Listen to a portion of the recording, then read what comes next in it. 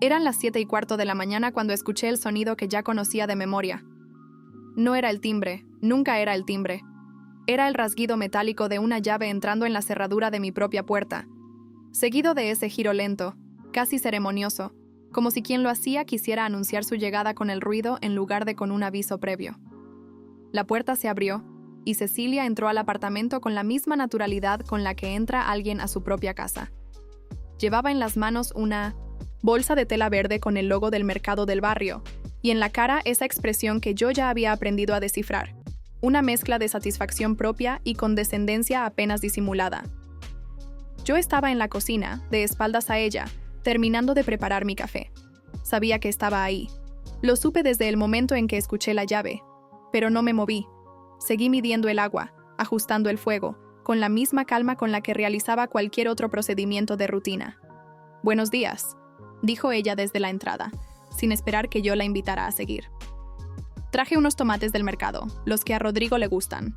Los de allá abajo son una porquería. No sé cómo pueden cobrar lo que cobran». «Buenos días, Cecilia», respondí yo sin girarme. Ella ya estaba en la cocina cuando terminé de decirlo. Abrió el refrigerador con la misma familiaridad con la que abría todo en ese apartamento, que era el apartamento donde yo vivía con su hijo desde hacía 4 años, y empezó a reorganizar lo que encontró dentro con pequeños sonidos de desaprobación que no estaban dirigidos a nadie en particular y al mismo tiempo estaban dirigidos exclusivamente a mí. «Esto hay que consumirlo hoy», dijo señalando un recipiente.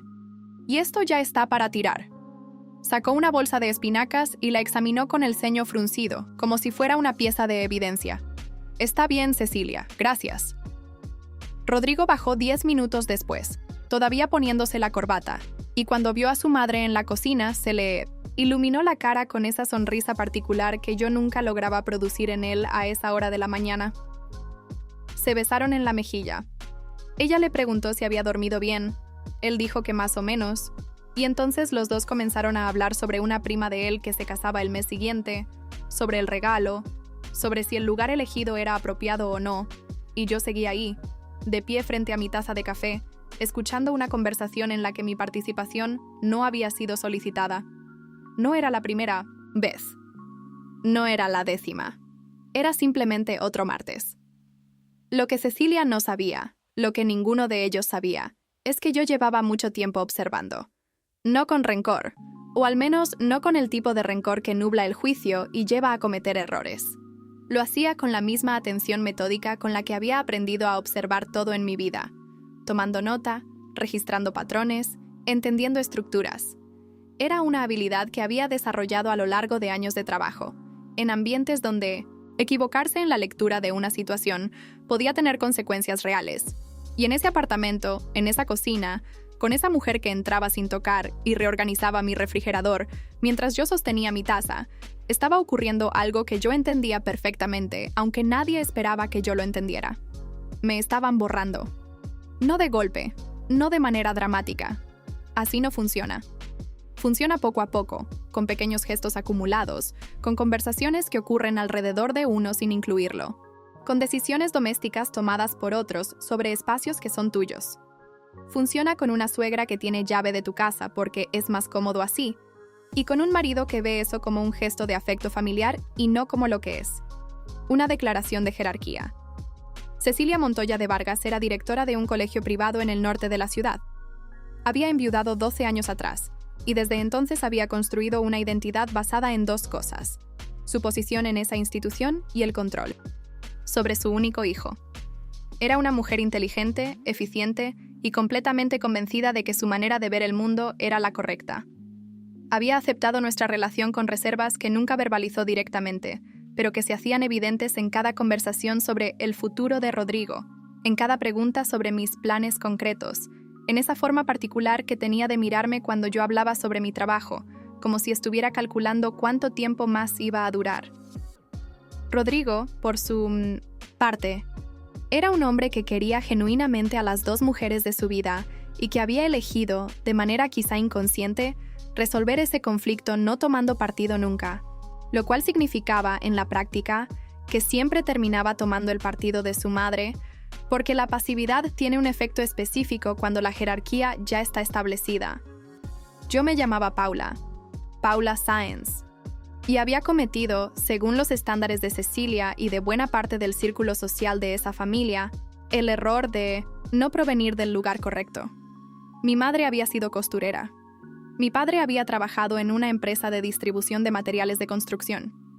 Yo había crecido en un barrio que no aparecía en las conversaciones que se tenían en la mesa de los Vargas, y había llegado a donde estaba por un camino que ninguno de ellos habría sabido describir, porque nunca se habían tomado el trabajo de preguntarme. Lo que sí sabían de mí era lo que podían ver, que era la novia, luego la esposa, de Rodrigo, que trabajaba en algo relacionado con finanzas, según la descripción que Cecilia daba de mí cuando me presentaba a sus conocidos, con ese tono que sugería que el trabajo era un detalle menor, provisional, una actividad de relleno mientras llegaba a algo más relevante, que era silenciosa en las reuniones familiares, que no discutía, que no reclamaba, que no levantaba la voz, que era, en su evaluación, manejable, lo que ninguno de ellos sabía, porque nunca lo habían preguntado con suficiente interés como para esperar la respuesta completa. Era que yo era directora de auditoría y cumplimiento de una firma consultora de mediano tamaño, que en los últimos 3 años había crecido de manera sostenida hasta convertirse en una de las referencias más sólidas del sector en evaluación de instituciones educativas privadas, que mi firma había sido contratada por el Ministerio de Educación para liderar el proceso de certificación y renovación de licencias de colegios privados en 3 departamentos del país, que uno de esos departamentos era precisamente el departamento donde se encontraba el colegio que dirigía Cecilia Montoya de Vargas. Yo lo supe desde el primer momento en que recibí el listado de instituciones incluidas en el proceso. Vi el nombre del colegio, vi la dirección, vi el nombre de la directora, y tomé la única decisión que era profesionalmente correcta. Declaré el potencial conflicto de interés a mi supervisora, documenté la situación y solicité ser reasignada de esa institución específica. Mi supervisora revisó la documentación, consultó con el equipo legal y determinó que dado que yo no había iniciado el proceso, que la declaración había sido voluntaria y oportuna, y que la relación familiar era política y no de consanguinidad, no existía impedimento legal para que yo continuara en el proceso general, siempre y cuando la evaluación de esa institución específica fuera conducida por otro miembro del equipo. Eso fue lo que ocurrió. Y eso fue todo lo que ocurrió desde mi lado. El problema fue lo que ocurrió desde el otro. La auditora asignada al colegio de Cecilia era una colega mía llamada Marcela Torres. Marcela era meticulosa, experimentada y absolutamente inmune a la presión social, característica que yo valoraba en ella más que ninguna otra. Comenzó su trabajo en septiembre, siguiendo el protocolo estándar: solicitud de documentación, visita inicial, revisión de registros. Fue en la 3ª semana cuando me llamó a Miss ATT's oficina. Paula, necesito hablar contigo sobre el Colegio Montoya. Cerré la puerta y me senté. ¿Qué encontraste? Irregularidades en la nómina docente, profesores registrados con títulos que no existen en las bases de datos del ministerio. 3, por ahora. Y hay algo más en los registros financieros que todavía estoy revisando. La miré en silencio por un momento. ¿Seguiste el protocolo? Todo documentado desde el primer hallazgo. Bien, continúa el proceso con normalidad. Si hay algo que requiera mi revisión como directora del proyecto, me lo traes por escrito y lo tratamos según el reglamento interno. Nada de conversaciones informales sobre este caso específico después de hoy. Marcela asintió. Sabía exactamente por qué le estaba diciendo eso. Las semanas siguientes fueron de una tranquilidad aparente. Rodrigo y yo seguíamos con nuestra rutina. Cecilia seguía apareciendo 2 o 3 veces por semana con su llave, con sus bolsas del mercado, con sus opiniones sobre cómo yo cocinaba el arroz y sobre si el apartamento necesitaba una mano de pintura. En las cenas del domingo con la familia extendida, yo seguía siendo la que servía el agua y escuchaba los planes de expansión del negocio del cuñado, los logros académicos de los sobrinos, las anécdotas del colegio que Cecilia contaba con la autoridad de quien sabe que nadie va a contradecirla. Una vez, durante esa época, el hermano de Rodrigo me preguntó directamente: ¿Y tú en qué andas, Paula? ¿Sigues con lo tuyo? Sí, dije. Sigo con lo mío. Él asintió con la vaguedad de quien acaba de cumplir con la cuota mínima de interés y volvió a su conversación anterior. Lo que estaba ocurriendo en paralelo, en los despachos y reuniones de mi firma, era otra cosa. Los hallazgos del Colegio Montoya Se habían acumulado hasta alcanzar un umbral que, según el reglamento del proceso de certificación, exigía la intervención de un organismo externo. Marcela me presentó el informe preliminar. Lo revisé línea por línea, verificando que cada afirmación estuviera respaldada por la documentación correspondiente. Lo estaba. Firmé el documento de elevación al ente supervisor y lo envié por los canales establecidos. 4 días después, la directora del Colegio Montoya recibió una notificación oficial. Yo lo supe porque Rodrigo llegó a casa esa noche con una expresión que yo no le había visto antes. No era enojo todavía. Era una especie de confusión alarmada, como cuando uno recibe información que no sabe cómo procesar porque no encaja con el mapa mental que tiene del mundo. Mi mamá recibió hoy una carta del ministerio, dijo. ¿Así? Me serví agua del dispensador. ¿Qué decía? Que hay una auditoría sobre el colegio, que encontraron problemas en los registros de los profesores. Ella dice que es un error, que alguien se equivocó en el sistema. Es un proceso formal, dije. Tienen el derecho de presentar los descargos dentro del plazo establecido. Rodrigo me miró. ¿Cómo sabes tú cómo funciona ese proceso? Porque trabajo en eso, Rodrigo. Hubo una pausa. Una de esas pausas que contienen más información que la mayoría de las conversaciones. Trabajo en auditoría de instituciones educativas privadas. Llevo 3 años liderando el proyecto de certificación del ministerio en esta región. Tomé mi vaso y me fui a la sala. Puedo explicarte el proceso si quieres, pero la información que necesita tu mamá está en la notificación que recibió. Tiene un número de contacto para consultas.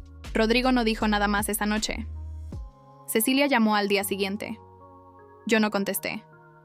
No porque estuviera evitándola, sino porque estaba en una reunión con mi equipo y no era el momento. La llamé al final del día, desde el carro, antes de salir del estacionamiento. Cecilia, vi tu llamada perdida. ¿Necesitas algo? Paula. Su voz tenía una textura diferente, menos segura. Rodrigo me dijo que tú trabajas en... que tienes algo que ver con esto que nos está pasando. Yo no estoy asignada al caso. De tu colegio, Cecilia. Declaré el conflicto de interés en el momento en que vi el nombre de tu institución en el listado y pedí ser reasignada. Hay otra auditora a cargo. Silencio. Pero eres la directora del proyecto. Sí. Entonces puedes hacer algo. Lo dijo con la misma naturalidad con la que entraba a mi casa sin tocar. Como si fuera obvio. Como si lo que estaba pidiendo no fuera exactamente lo que era. Que yo usara mi posición para protegerla de las consecuencias de irregularidades que su institución había cometido. No, dije. Y el tono de mi voz era el mismo de siempre, sin dureza innecesaria, sin satisfacción. No puedo hacer eso, y aunque pudiera, no lo haría. Paula, estamos hablando de mi trabajo, de toda mi carrera. Lo sé. Y el proceso existe precisamente para garantizar que las instituciones que tienen a su cargo la educación de niños cumplan con los estándares que eso requiere. Si hay un error en la documentación, hay un procedimiento para demostrarlo. Si no hay error, hay consecuencias. Así funciona. Después de todo lo que yo he hecho por ustedes, Cecilia, la interrumpí con suavidad pero con firmeza. Te recomiendo que contactes a un abogado especializado en Derecho Administrativo Educativo. El plazo para los descargos está en la notificación. Si quieres, puedo darte el nombre de un colega que trabaja esa área, pero eso es todo lo que puedo ofrecerte desde mi posición. Colgué. Me quedé un momento con las manos sobre el volante, mirando el concreto gris del estacionamiento. No sentí triunfo. Sentí el peso limpio de haber hecho lo correcto. La confrontación real ocurrió un sábado. Yo estaba trabajando desde casa cuando escuché la llave en la puerta.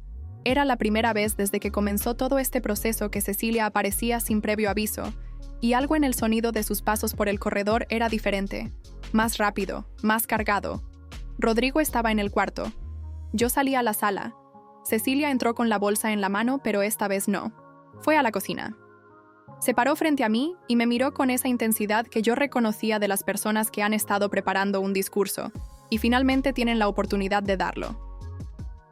Quiero que me expliques qué es lo que está pasando realmente, dijo. Hola, Cecilia. No me saludes. Quiero una explicación. Rodrigo había salido del cuarto y estaba en el corredor, detenido, mirando la escena. Ya te expliqué lo que está pasando desde mi lado profesional, dije. El proceso de auditoría está siguiendo su curso. No tengo injerencia directa. Pero sí tienes injerencia indirecta. Eres la directora del proyecto. Puedes orientar, puedes influir. Puedo orientar el proceso hacia el cumplimiento de los estándares establecidos, que es exactamente lo que estoy haciendo. Estás destruyendo mi carrera. La voz se le quebró. No de tristeza, sino de rabia. Todo lo que he construido en 20 años. Y tú, Cecilia. Yo seguía de pie, sin retroceder, sin elevar la voz. Yo no construí las irregularidades en tu institución. Yo no registré profesores con títulos que no existen. Yo no tomé las decisiones que están siendo auditadas. Esas decisiones las tomaron personas en tu organización, posiblemente con tu conocimiento o bajo tu supervisión. El proceso está evaluando eso. Silencio. Rodrigo. Ella se giró hacia su hijo. ¿Ves lo que está haciendo? Rodrigo me miró. Luego miró a su madre. Y durante ese segundo entendí, con la claridad de quien ha estado observando durante mucho tiempo, que había llegado el momento en que él iba a tener que elegir, no entre su madre y yo, sino entre dos versiones de la realidad, la que había asumido siempre sin cuestionarla, y la que tenía frente a sus ojos. «Mamá», dijo al fin, ¿es verdad lo de los títulos? Cecilia lo miró. La expresión cambió. Algo en ella se tensó de una manera diferente. Eso es irrelevante. No, mamá. No es irrelevante. Rodrigo avanzó un paso. ¿Es verdad? Hubo una pausa larga, densa, del tipo que no se puede deshacer. Fue una decisión administrativa difícil. Hay profesores excelentes que por problemas burocráticos... Mamá. Su voz era suave pero definitiva. Eso no responde la pregunta. Cecilia se quedó en silencio. Y en ese silencio estaba la respuesta. Lo que ocurrió en las semanas siguientes fue un proceso que se desarrolló en varias capas simultáneas. En la capa institucional, el Colegio Montoya presentó sus descargos, que fueron parcialmente aceptados en cuanto a 2 de los 3 casos, pero el tercero resultó en una observación formal que quedaría registrada en el expediente de la institución y condicionaría la renovación de la licencia a un seguimiento semestral durante 2 años. Cecilia conservó su cargo, porque los hallazgos no alcanzaban el umbral para una destitución administrativa, pero el daño reputacional dentro del círculo educativo de la ciudad era real y no iba a desaparecer pronto. En la capa familiar, las cosas tomaron su propio tiempo y su propio camino. Rodrigo y yo tuvimos conversaciones que habíamos estado aplazando durante años, conversaciones sobre lo que cada uno esperaba, sobre lo que habíamos estado asumiendo sin decirlo, sobre los silencios que habíamos construido alrededor de cosas que merecían ser dichas. Fue difícil, fue honesto, y fue necesario. Una tarde, 3 semanas después del sábado de la confrontación, Rodrigo me preguntó por qué nunca le había contado en detalle lo que hacía en mi trabajo. Me quedé pensando antes de responder. Te lo contaba. Cuando llegaba a casa con algún proyecto importante, cuando mencionaba que habíamos obtenido un contrato nuevo, cuando describía los procesos en los que estaba trabajando. Pero no así, no con este nivel de detalle. No, admití, porque cada vez que empezaba a hablar de trabajo en las reuniones familiares, la conversación giraba rápidamente hacia otra cosa, y con el tiempo dejé de esforzarme. Es una decisión que también fue mía, no te la cargo a ti. Rodrigo estuvo callado un momento. ¿Cuánto tiempo llevas en esa posición? ¿De directora? 4 años. ¿Qué es exactamente el tiempo que llevamos juntos? Sí. Otro silencio. ¿Y yo no lo sabía? Sabías que trabajaba en auditoría. Sabías que era senior en mi firma. El resto lo podías haber sabido si hubieras preguntado. No lo dije con acusación. Era simplemente la descripción de lo que había ocurrido. El problema con las estructuras invisibles es que son invisibles para todo el mundo, incluyendo a veces para quienes se benefician de ellas. La llave fue lo último en resolverse. O más bien, fue lo que lo resolvió todo. Un domingo, antes de que comenzara la semana en que se esperaba el informe final del proceso de certificación, escuché de nuevo el sonido de la cerradura. Me levanté del sofá donde estaba leyendo y fui hacia la puerta antes de que ella terminara de abrirla. Cecilia entró y me encontró parada en la entrada, no con hostilidad, sino simplemente ahí. «Cecilia», dije, «necesito pedirte que me devuelvas la llave». Me miró. «No como un castigo», continué, «sino porque este es mi hogar, y un hogar necesita que quien entra lo haga porque fue invitado». Hubo un momento largo. Vi pasar por su cara varias emociones, en el orden en que suelen pasar cuando alguien se enfrenta a algo que en el fondo sabía que era verdad. Luego abrió su bolso, sacó el llavero y desenganchó la llave. Me la entregó sin decir nada. «Gracias», dije. Se quedó un momento más en la puerta. «¿Puedo pasar?», preguntó. Y era la primera vez en 4 años que me hacía esa pregunta. «Hoy no», dije. «Rodrigo y yo tenemos planes. Pero llámanos antes de venir la próxima vez y coordinamos». Asintió. Se fue. Cerré la puerta y me quedé un momento apoyada contra ella, con la llave en la mano. No sentí victoria. Sentí algo más parecido a la quietud. Los meses que siguieron tuvieron la textura de las cosas que cambian despacio, pero de manera real. Rodrigo y yo trabajamos en lo nuestro con la dificultad y la honestidad que eso requería. Cecilia empezó a llamar antes de venir, y las visitas fueron espaciándose hasta encontrar un ritmo que no le pertenecía a ella sino a nosotros. No hubo grandes reconciliaciones, no hubo escenas de perdón dramáticas. Hubo conversaciones difíciles, silencios respetados y una distancia que se fue llenando de cosas más reales que las que había antes. En mi firma, el proceso de certificación concluyó exitosamente. Nuestro informe final fue reconocido por el Ministerio como uno de los más rigurosos y bien documentados del ciclo, y se nos ofreció la renovación del contrato para el siguiente periodo, expandido a 2 departamentos adicionales. Aceptamos. Yo pedí construir un programa interno de formación para los auditores junior del equipo. Era algo que había estado pensando durante meses, una manera de transmitir no solo la metodología técnica, sino los principios que la fundamentaban: la declaración oportuna de conflictos, la documentación impecable, la independencia de criterio frente a la presión externa. Cosas que se aprenden principalmente haciéndolas, pero que ayuda a haber visto a alguien más hacerlas primero. La primera sesión fue un martes por la mañana. Éramos 12 personas alrededor de una mesa, la mayoría de ellos con menos de 3 años de experiencia. Les pregunté qué entendían por integridad profesional y esperé mientras daban sus respuestas. Todas razonables. Todas incompletas de la manera en que son incompletas las respuestas sobre cosas que todavía no se han vivido. Luego les conté, sin nombres y cambiando los detalles identificables, un caso en el que un auditor se había encontrado frente a una institución que tenía conexión con alguien de su entorno personal.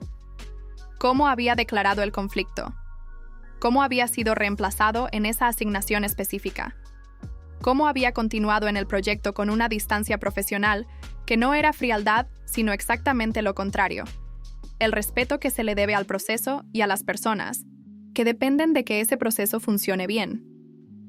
Una de las auditoras junior, una muchacha de no más de 24 años con el pelo recogido y una libreta donde anotaba todo, levantó la mano.